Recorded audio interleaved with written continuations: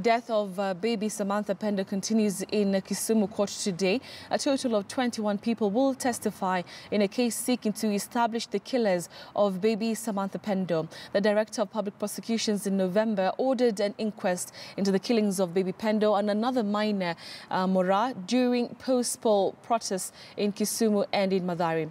Baby Pendo died in August last year after she was reportedly hit on the head by anti-riot police who stormed her parents' house in Nyalenda, Slums, Kisumu.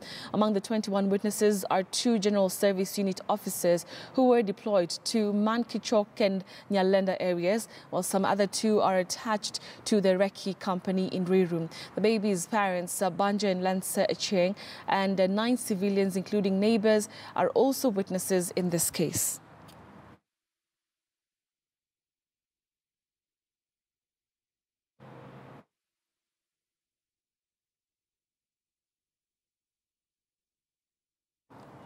All right, so like I mentioned, we now want to speak to my colleague, Kevin Ogutu, who's joining us live and direct from Kisumu County. Morning, Kevin. So just give us an update, really, of what has been happening leading to that day in court today. A very good morning, Betty. Actually, this is a process that started officially on the 19th of February this year, whereby the inquest officially started, the hearing of the inquest into the death of baby Samantha Pendo that happened somewhere in the 14th of August 2007, following what the parents of the baby said was actually a police brutality meted on the baby. Actually, they say the police officers struck the baby, and that what occasioned the death.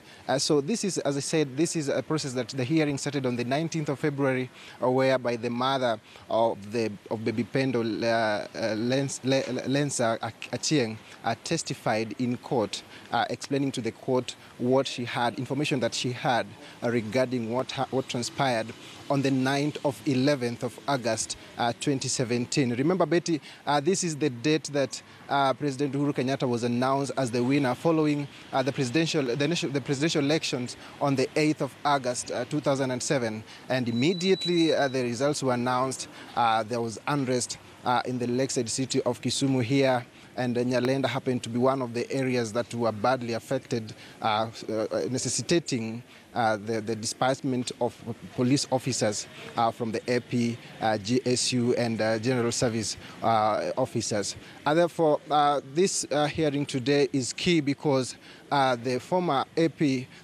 county commander, Mr. Titus Yoma, will be testifying in court, and also at the same time, the former Kisumu OCPD, Christopher Mutune, will also be testifying. I remember on Friday, the then OCS for Kisumu Central, Mr. John Thiringi, said that it was actually the various contingents of police officers were under command of the county commander, and therefore the OCPD, sorry, for that matter, Mr. Christopher Mutune. Therefore, his appearance today will, of course, raise a number of questions regarding what really happened, and if at all he can point to particular police officers who can be held responsible for this particular thing. So, Betty, it's actually an inquest, and given that the IPOA could not actually point out to a particular officer who was involved, given that everyone else is saying the police officers were responsible, the inquest is supposed to pinpoint, if possible, on the persons who were responsible, and in this case, which officer was responsible. So today is going to be a quite important day in the inquest into the death of baby Samantha Pendo, given that those 2 crucial police officers will be testifying in court, Betty.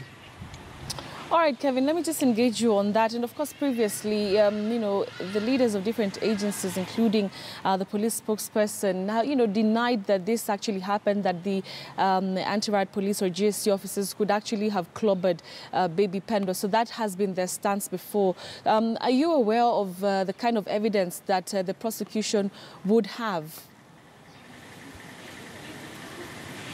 Of course, here we are talking about an infant, or rather a baby, a 6-month-old baby, who obviously must have been under somebody's care. And according to the testimonies of both parents, that is John Abanja, the father, and Lenser Achieng, about 8 armed police officers stormed into their one-room one-room house in Nyalenda.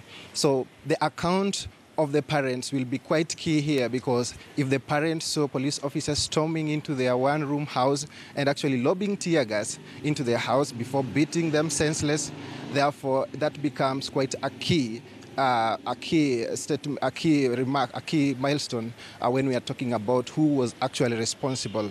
And therefore, so it's quite clear that the parents are of sound mind, and therefore whatever they say has to have weight in this particular matter. Remember, this was only 6-month-old baby, and therefore must have been under the care of someone. And in this case, it's the mother who is saying that on the fateful night, that's the Friday, 11th of August 2017, the baby was actually in her arms when the police officer stormed.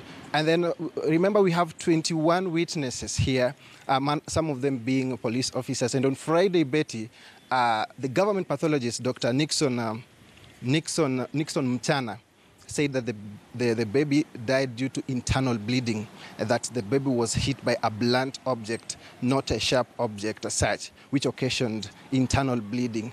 So therefore, these are some of the things that clearly points out to brutal force that was meted on the baby, and therefore the court, after hearing all the 21 witnesses, will be able to determine now who was responsible. And remember, the key thing here is to pinpoint to a particular individual as much as possible, or probably dissolve the entire hearing, Betty. All right, Kevin Oguti there reporting from Kisumu, just talking to us about that inquest that still continues with regard to the late baby Samantha Pendo, who is said to have been clobbered. Of course, we are waiting just to hear what the evidence that is going to come out. Remember, like my colleague has mentioned there are a total of 21 people who will be, of course, giving their statements into this particular inquest.